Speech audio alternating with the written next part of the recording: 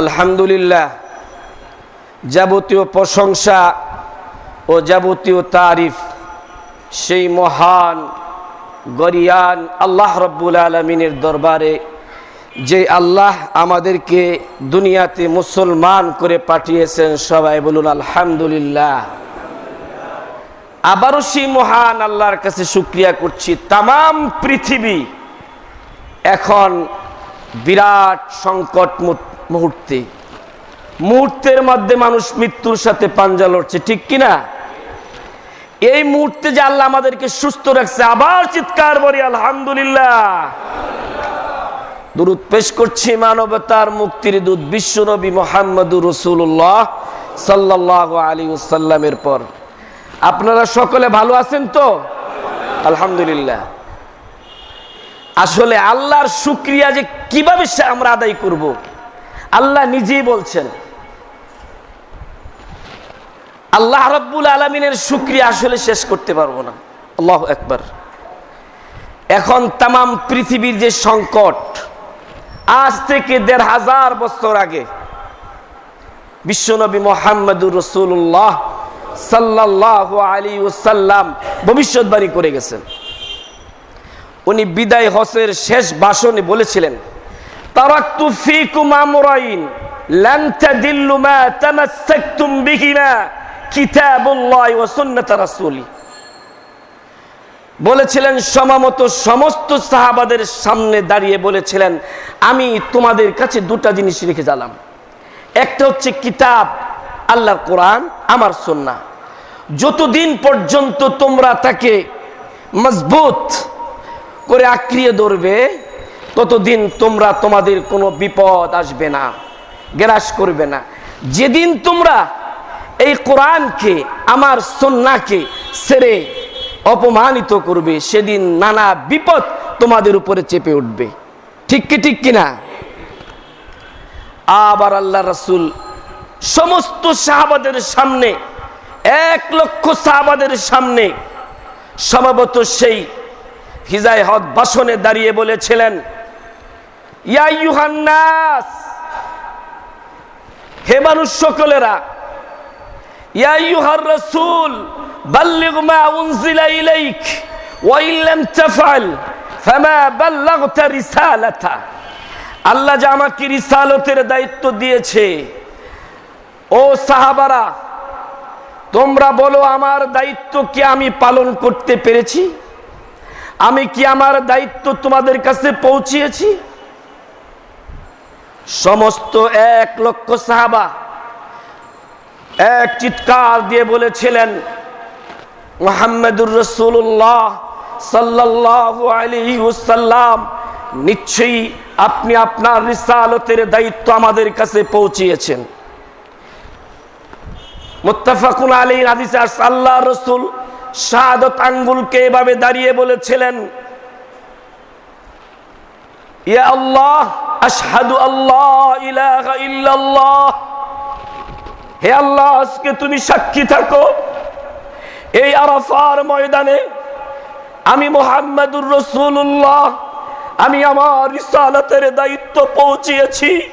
হে আল্লাহ, ৩ বার হাদিসে এসেছে রাসূলুল্লাহ আঙ্গুলিকে বলেছেন, ইয়া আল্লাহ তুমি সাক্ষী থাকো, ইয়া আল্লাহ তুমি সাক্ষী থাকো, ইয়া আল্লাহ তুমি সাক্ষী থাকো, আমি আমার রিসালতের দায়িত্ব আমি পৌঁছে দিয়েছি। এখন তোমাদের দায়িত্ব হচ্ছে একটি আয়াত, একটি কথাও যদি তোমরা জানো, মানুষের কাছে পৌঁছিয়ে দাও। বাল্লিগু আন্নী ওয়ালাউ আয়া। আর সেই দাওয়াতের সেই দিন থেকে সাহাবারা প্রতিজ্ঞাবদ্ধ হয়েছে, আল্লাহ রাসূলের দাওয়াত নিয়ে তামাম পৃথিবীতে চলে গেছে, ঠিক কিনা? বাংলাদেশ হাজার হাজার মাইল অতিক্রম করে আমরা ইসলাম পেয়েছি। যদি দাওয়াতের দায়িত্ব আল্লাহ রাসূল না করতেন তাহলে হতো না। সাহাবারা বিভিন্ন দিকে সরে গেছেন। আমার মেন উদ্দেশ্য হচ্ছে, আমরা যে আজকে করোনা ভাইরাস কেন হয়েছে, কি কারণে হলো, এর ব্যাখ্যা বিশ্লেষণ সংক্ষিপ্তভাবে আপনাদের সামনে বলেছি। আগের দিনে সাহাবারা যেভাবে দ্বীনের দাওয়াতি কাজ করেছিলেন, তাবলীগ করেছিলেন, দায়িত্ব পালন করেছিলেন, এখনকার মুসলমানরা এর এক ছটাকও পালন করে না। ঠিক কি ঠিক কিনা? যেই দায়িত্ব আপনার আমার উপরে দিয়েছে, আমরা সব ইহুদ এবং নাসারাদের অনুসারী হয়ে গেছি। তামাম পৃথিবী আজকে মুসলমান মান খাচ্ছে, ঠিক কিনা? এর মাত্র কারণ হচ্ছে আল্লাহ রাসূল যে আমানত দিয়ে গেছে, এই আমানতের খেয়ানত আমরা করেছি, আমানতের খেয়ানত করেছি, যার কারণে অবাক। আমি এটাকে বলা হচ্ছে করুণা। এটা করুণ এক ভাইরাস, করুণ। যেই ভাইরাস উম্মাত পাগলের মতো মানুষ। আপনারা দু একজনকে দেখেছেন? আপনারা করোনা ভাইরাসের রোগী দু একজনকে দেখেছেন? ইন্টারনেটে একটু দেখেন। এটা উম্মাত পাগল যেরকম করে কাঁপে, এই রোগটা হলে পরে আজ পর্যন্ত দেখায় নাই। অনেক রোগী কিন্তু দেখায়, ঠিক কিনা? আমার কথা কি বুঝতে পারতেছেন নাকি? অনেক রোগী কিন্তু দেখায় খবরে। আজ পর্যন্ত আপনারা করোনা ভাইরাসের একটা রোগী দেখতে পেরেছেন? দেখেছেন? ডাক্তাররা নিজেরাই করুণ হয়ে গেছে, ডাক্তাররা নিজেরাই পোশাক পরে করুণ হয়ে গেছে, ভয়ে কম্পিত হয়ে গেছে। আসলে সেই আল্লাহ রাব্বুল আলামিনকে যিনি করোনা ভাইরাস দিচ্ছেন, ওনাকে কেউ ভয় করে না, খালি ভয় করে করোনা ভাইরাস রে।